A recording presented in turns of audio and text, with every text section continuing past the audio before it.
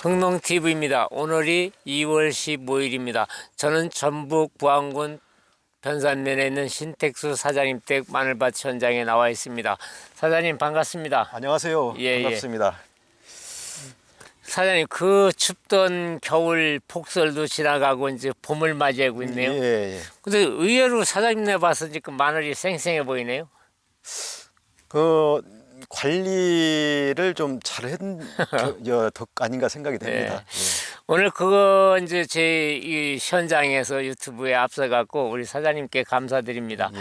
저희 시청자 여러분, 저희 그 흥농 영농 상담이 많아갖고 제가 우리 신택수 사장님한테 마늘 양파 현장 컨설팅을 좀 해주십다고 말씀드렸더니 K 승낙을 하셔갖고 앞으로 이제 마늘 양파 재배하시는 분들이 재배 중에 이제 현장이라든가 또 교육이 필요로 하시면은 우리 신택수 사장님한테 부탁을 드려도 되고요. 또 전화나 또 이제 카톡이나 사진을 보내주셔도 되고 또 현장에 또 달려가실 수도 있습니다. 그렇게 해주실 수 있어 그래서 정말 감사합니다. 예, 같이 한번 해보시게요. 예. 그래서 이제 오늘 이제 마늘 양파 월동후 관리에 대해서 좀 설명 좀 부탁을 드리고요. 또 이제 날씨가 이제 온도가 얼러지니까 이제 월동후에 이제 추비 관계라든가 병해충 관계에 대해서 좀 말씀 좀 해주시죠. 기후 변화를 뭐 저뿐만 아니라 농사 지시는 분들은 다 실감을 하실 거예요. 특히 금년도 같은 경우는 설이 1월 달에 한 잡혔었던가요? 그러니까 설이 빠르기 때문에 봄 날씨가 내년보다도 평년보다도 더 뜨겁지 않을까, 뜨겁고 비도 많지 않을까. 그러면은 이게 작물이 자라는 습성이 있는데 기후 변화에 적응을 못했을 때 생육이라든지 병충해가 더 심하지 않을까 생각이 듭니다. 그래서 앞으로 이렇게 농민들이 할 수 있는 범위가 있고 도저히 못 오는 부분은 저는 기능성 자재로 그 기후 변화에 비가 많다든지 우짜라다든지 그렇지 않으면 쌍구추대라든지 벌마늘이라든지 이런 것을 억제할 수 있는 최소화를 할 수 있는 것은 기능성 자재, 그 중에서도 효과가 좀 좋은 자재를 저는 권장하고 싶습니다. 그래서 이제 지난 그 가을에 우리가 월동전 마늘 양파 어떻게 관리할 것인가 할 때 이제 우리 사장님이 올 겨울은 이제 나니아 현상 때문에 이제 혹한이 올 거다. 그 예상을 하셨었는데 정말 맞아 떨어졌습니다. 그러니까 저 같은 경우는 작년에 우리 흥농 그런 자재를 적절히 사용했기 때문에 오늘과 같이 이렇게 마늘이 겨울 끝자락에서도 지금 끝자락에 지금 이파리보다는 뿌리가 굉장히 많이 지금 발달하는 시기거든요. 그 특히 지금 우리나라의 서쪽 지방은 지난 겨울 동절기에 비나 눈이 좀 자주 왔거든요. 습이 적당하다 보니까 이런 생육이 됐어요. 거기에다 대고 기능성 자재를 썼기 때문에 이런 효과가 있지 않았을까 생각이 듭니다. 그래서 이제 저희가 이제 뭐 교육을 통해서 뭐 저희 스튜디오에서도 많이 하고 그러지만은 현장에 나와서 실제 마늘을 보고 농가들한테 현재 작황도 알려드리고 또 앞으로 관계라든가 이런 시비 관계 이런 거를 알려드리면 좋을 것 같아서 나왔고요. 특히 이제 지난해 마늘 양파 파종 시기에 이제 날씨가 안 좋아갖고 파종 시기가 늦어지고 또 심을 때 이제 토양에 수분을 못 맞춰갖고 진밭에다 심어서 활착이 안 되는 밭들이 있고 또 이제 겨울철에 경남 지역 같은 경우는 이제 가뭄 때문에 심했죠. 마늘 양파의 그 월동기간에 이제 사람들은 이제 겨울에 동해 냉해라 그러는데 가뭄 피해 때문에 이제 뿌리가 이제 들림 현상도 있고 뿌리에 바람이 들어가니까 이제 작황이 안 좋아갖고 지금 좀 뭐 한 달 전인가요? 그때 이제 비가 와갖고 좀 활착이 돼가고 있는 상태인데 그래서 이런 모든 것들에 대해서 마늘 양파에 대해서 이제 월동후 이제 또 재생기 아닙니까? 그래서 이제 우수 경첩을 기준해 갖고 이제 남부지방서부터 이제 중부지방에 이렇게 올라가면서 추비 관계 이런 것 좀 말씀해 주십시오. 이게 제가 지난주에 인근에 한번 포전을 다녀봤어요. 그랬더니 농민들이 걱정이 두 가지예요.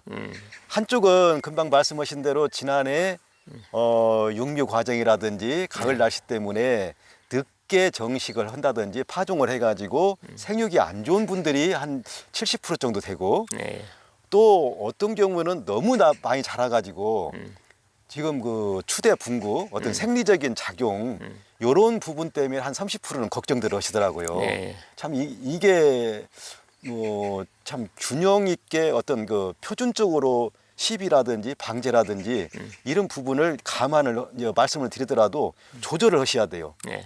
안 자란 부분은 지금 뿌리가 재생하는 시기에 이파리만 보고 여기다 대고 자꾸 비료를 더 줘서도 안 되고 또 너무 자란 밭은 도세 안 주어서는 또 안 되잖아요. 그렇죠. 여기 반항을 하니까 적당한 시기에 양을 좀 줄여서 하고 추비보다도 우선적으로는 지난주에 갑자기 냉해가 있었거든요. 네. 추웠어요. 네. 일주일 정도가 서리가 굉장히 많이 왔습니다.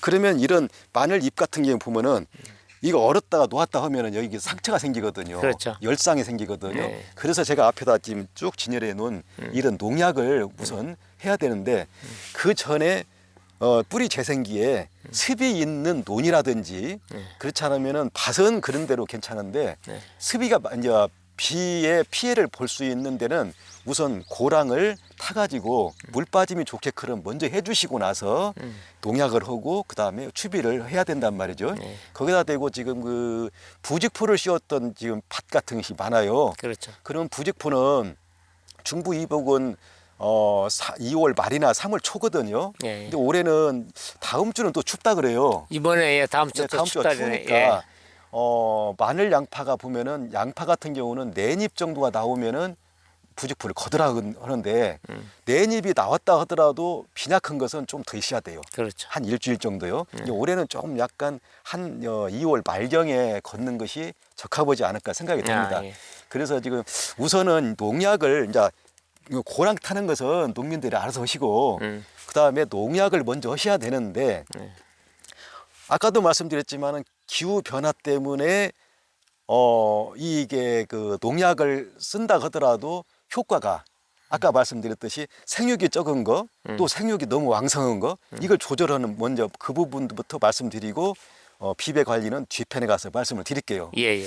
그럼 우선적으로 마늘 양파, 이게 양파 기준으로 본다 할 때는 녹균병이 1차 발생하는 시기예요. 네. 2월 중순부터 이 시기에 발생이 되는데 감염은 이미 모판에서부터 작년 와 가을에 있죠. 와 있거든요. 네. 눈으로는 무름병은 지금 보일 수가 있습니다. 잡아보면 좀 약간 좀 흐물흐물하거든요. 무름병은 보이는데 녹균병은 현재 안 보여요. 그렇죠. 이게 녹균병인지 입마름인지 모른단 말이죠. 그래서 녹균병을 우선 예방과 치료를 먼저 하셔야 되는데 예방약이 다이세렘 45 이게 예방약인데 이 아리메타실 MG가 다이세렘 45하고 니도멜이 성분이 같이 겹쳐 있거든요. 예. 이렇게 하고 요 약을 쓰시는데 일주 단위로 하셔야 돼요. 지금 발생기니까 이번에 이제 발생기니까 이걸 약을 쓰시는데 작년에 이 밭에서 양파 같은 경우 녹균병이 발생했다든지 마늘밭 같은 경우는 입마름병이 나중에 후기에 나타났다든지 하는 경우는 병증이 이 밭에가 있어요. 그렇죠. 토양 속에가 이럴 때는 성분이 또 다른 포름이라는 약재를 같이 섞어서 조금 3가지 성분이 들어가서 1차적으로 억제를 시켜주는 것이 후기에 가서 좋습니다. 요런 정도 되고 그 다음에 가서 무름병은 옥솔린산 성분이 들어있는 일품이 좀 비싸더라도 요걸 2회 정도 일주일 단위로 써주셔야 돼요. 같이 섞어서 이렇게 해주시면은 무름병하고 녹균하고 입마름병 요 약재 줄 때 이제 FF하고 예, 하나로 뜨고 그다음에 이제 기본적으로. 예, 그 다음에 이제 밑에다가 축분을 넣어주신 분들은 고자리파리가 이게 지금 날씨가 따뜻하면 올라오거든요. 예, 예. 고자리파리가 이게 알을 까면은 애벌레가 밑부분을 갉을 수가 있거든요. 양파 같은 경우는 내중에 시드름병, 건부병으로 발정이 되고 마늘 같은 경우는 무름병이 상당히 많이 옵니다. 이런 것을 농약을 할 때 효과를 올려줄 수 있는 것이 제가 해본 경험으로 하나로 뚝 농약 성분을 균제 성분을 효과를 증폭시켜 주는 것이 깨끗하게도 만들어 주지만 하나로 뚝이 상당히 효과가 있더라고요. 네. 그리고 나서 지금 뿌리 재생기고 또한 아까도 말씀드렸지만 너무 많이 과육된 그런 마늘 양파는 생리 현상이 나타날 수 있기 때문에 질소 흐름을 조절해 주는 유기FA 100 네. 그러니까 정상적일 때는 정량을 쓰시고 만약에 과하게 지금 많이 자랐다 하는 경우는 이것을 고부를 쓰니까 질소 흐름을 조절해 가지고 생육을 억제를 시켜주더라고요. 네. 요런 부분을 가지고 저는 적용을 했었고, 그 다음에 아까 생육이 안 된 밭이 있어요. 네. 특히 양파 같은 경우 생육이 뿌리가 안 안 좋아. 예, 좋네. 뿌리가 약하고 그럴 때 이 엑스칼리버 골드, 이게 뿌리 밝은 효과가 있는 거 아니겠습니까? 예, 예. 요걸 같이 섞어 가지고 살포를 해주면은 효과가 상당히 좋더라고요. 네. 거기에다 대고 그리다 대고 금년도에 우리 흥농에서 나온 이 자재 AI 소일이라고, 네. 저는 이 부분이 이제 좀 이따가 이제 사장님이 말씀해 주시겠지만은 이 토양을 그 AI가 지가 스스로가 조절을 해주는 거, 인공지능으로 예, 예. 만들어주는 그런 효과가 있으니까 이걸 주기적으로 살포를 해주시면은 상당히 효과가 있지 않는가 생각이 예. 들고, 마늘 양파는 이 잎이 코팅이 돼 있어요. 예, 예. 물을 뿌리면 흘러내리거든요. 예. 그래서 침투제, 벼농사를 하시는 분들은 전착제를 쓰시는데 침투제하고 전착제하고는 상당히 틀립니다. 이 약을 맞은 데가 있고 반대편까지는 안 가거든요. 그렇죠. 전착제는 붓기만 하지 반대편까지 균이라든지 이런 것을 예방이라든가 치료를 못 하더라고요. 그래서 침투제, 흥농에서 나오는 이 셀파를 저는 쓰고 있습니다. 이렇게 종합적으로 하는데, 특히 오늘이 토요일이고 15일 날 내일까지가 좀 날씨가 따뜻해요. 네. 그래서 따뜻할 때 10도 정도, 낮 온도가 10도 정도 됐을 때 농약을 한번 살포하고, 그 다음에 가서 일주일 후에 반드시 한번 더 살포를 똑같은 약제를 해주셔야 될 것 같습니다. 그리고 나서 이제 웃거름은 우순날 18일이 다음 주단 말이죠. 예, 예. 우순날 하시는데 부직포를 씌운 분들은 부직포 걷고 나서 바로 이런 절차를 거치시는데, 기후 변화 때문에 봄이 짧습니다. 우리는 지금 4계절인데 앞으로는 6계절이라고 그래요. 기후 변화 때문에 초여름, 장마, 늦여름이 온단 말이죠. 네. 결국은 봄이 짧기 때문에 비료를 줬을 때 빨리 먹을 수 있는 그런 비료가 필요하더라고요. 그래서 저는 수용성 비료, 습만 있으면 바로 먹을 수 있는 수용성 비료로서 200평당 양파나 마늘이나 200평당 저는 금년도에는 요소 8kg, 1차 웃거름에서요. 요소 8kg, 치오다 비료라고 있습니다. 치오다 비료 8kg, 그 다음에 황산가리 비료 8kg 이렇게 뿌리고 있습니다. 네. 근데 이걸 쓰려고 보면 3번을 해줘야 할 거 아니겠습니까? 그렇죠. 또 귀찮다고 해가지고 어떤 분들은 NK를 쓰시는데, NK는 완일성 비료입니다. 천천히 녹아서 먹기 때문에 그 비료를 쓰신다 그러면은 200평당 25kg이 적당할 것 같아요. 네. 저는 그렇게 하는데 NK는 권장을 저는 안 씁니다. 아까 말씀드렸듯이 기후 변화 때문에 빨리 먹어가지고 이것을 올려줘야 한다고요. 근데 그 앞전에 말씀드렸듯이 웃자란 밭, 요 부분은 질소 성분이 많기 때문에 조금 전에 말씀드렸던 이 유기FA100이 질소 흐름을 조절을 해주겠지만은, 그래도 우리가 사람이 해줄 수 있는, 농민이 해줄 수 있는 비료를, 질소 성분이 있는 요소, 치오다 비료를 각 2kg씩을 좀 줄여주셔야 돼요. 네. 그러니까 다시 말씀드려서 웃성장 많이 자란 양파, 마늘은 치오다 6kg, 요소 6kg, 그 다음에 항산가리 8kg 이렇게 주시는 것이 저는 적당하고 지금까지 해본 경험입니다. 그래서 이제 지난해 우리 사장님은 이제 3월 한 10일인가 20일 그 사이에 이제 예. 추빌로 이제 땅 살리기도 줘보셨잖아요. 예. 예. 그래서 올해는 어떻게 하실 건가요? 올해는 2월 말 전에 예, 예. 제가 이 밭에다가 땅 살리기를 다 뿌릴 거예요. 예, 예. 그 이유는 유기물하고 무기물, 즉 유기물은 퇴비 성분 아닌가요? 예, 예. 그리고 무기물은 화학 비료인데, 화학 비료만 했을 때하고 유기물이 그 작년에 뿌렸던 유기물이 효과가 지속적으로 한 6개월 정도 가더라고요. 예. 그 6개월 후인 2월 달쯤 하면은 수확기 때까지 유기물이 꾸준히 가가지고 성장에 굉장히 도움이 많이 되더라고요. 예. 예, 그렇게 해보려고 합니다. 그래서 이제 지금까지 우리 신 사장님께서 말씀하신 거를 이제 정리를 하면은 이제 우리 재생기가 이제 영상 5도 이상 됐을 시기가서부터 이제 뿌리가 이제 재생이 되잖아요. 예. 그래서 그 시기가 되게 이제 2월 우수를 지나갔고 경첩 사이가 이제 예. 이루어지는데, 그럼 2월 이 남부지방 같은 경우는 2월 하순, 예. 중부지방 같은 건 이제 3월 초순 초순, 정도에 예. 이제 추비 1차 추비를 주고, 그 다음에 15일 내지 20일 있다가 또 주고, 예. 3월 말까지 이제 한 3회 주는 걸로 이제 권장을 하시는 거죠.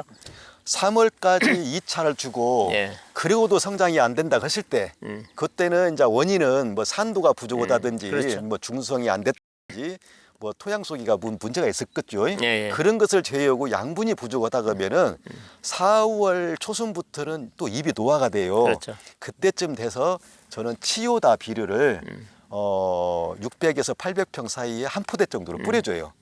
근데 이제 저 같은 그런 농사를 진다 하면은 아까 조금 전에 말씀드렸듯이 첫째는 잘하는 것은 뿌리거든요. 그렇죠. 그래서 엑스칼리버를 저는 그런 때는 이렇게 엑스칼리버를 섞어가지고 농약 줄 때 같이 한 2번 정도 더 줍니다.